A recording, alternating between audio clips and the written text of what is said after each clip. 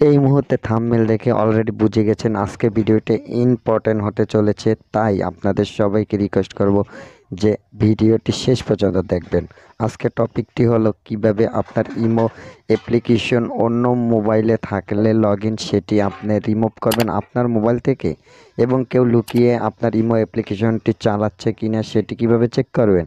So এই ভিডিওতে এখনও যারা লাইক দেননি একটি লাইক দিয়ে, আর যারা নতুন দর্শক অবশ্যই তাদের বলবো এরকম ভিডিও পেতে চ্যানেলটি সাবস্ক্রাইব করে রাখুন। ওকে, এই কাজটি করার জন্য আপনি এখানে ইমো অ্যাপ্লিকেশনটি ওপেন করার পরে সেটিংসের উপরে টাচ করে দিন। সেটিংসের উপরে টাচ করা দেওয়ার সাথে এখানে দেখবেন ম্যানেজ ডিভাইস, এই ম্যানেজ ডিভাইসের উপরে টাচ করে দিন।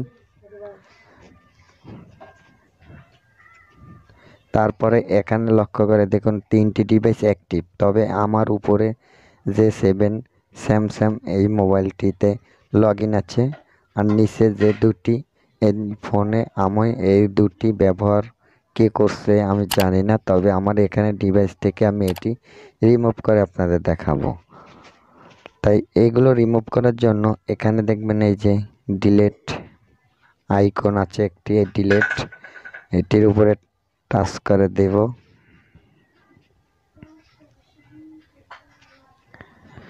এগুলো আমি দোনোটি ডিভাইস যেহেতু আমি চিনি না, আমি ডিলিট করে দিব।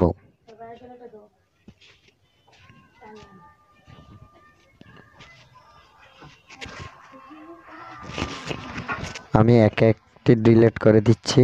আপনারা আপনাদের মতো যদি কেউ অন্য ডিভাইসে অ্যাক্টিভ থাকে তাহলে এখানে দেখাবে, আপনি এগুলো রিমুভ করে দিবেন, অবশ্যই এগুলো ডিলিট করে দিবেন।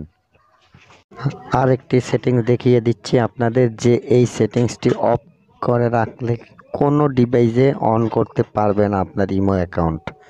এটি আমার এই যে দেখুন স্যামসাং J7 এটিতে অন আছে। এখন আমি যদি এখানে এই যে লক্ষ্য করে দেখুন এই মিনিট ডিভাইসের উপরে যদি আমি টাচ করে এটি অফ করে দিই, অন্য কোনো ডিভাইসে আর ওকে করতে পারবে না, মানে সেই ডিভাইসে নট অ্যালাউ লেখা উঠবে। তাই আমি এটি অফ করে দিচ্ছি, আপনারাও এটি অফ করে দিবেন, তাহলে অন্য কোনো ডিভাইসে কেউ লগ ইন করতে পারবে না। আপনার ইমো অ্যাকাউন্টটি আগের থেকে অনেক গুণ সুরক্ষিত থাকবে।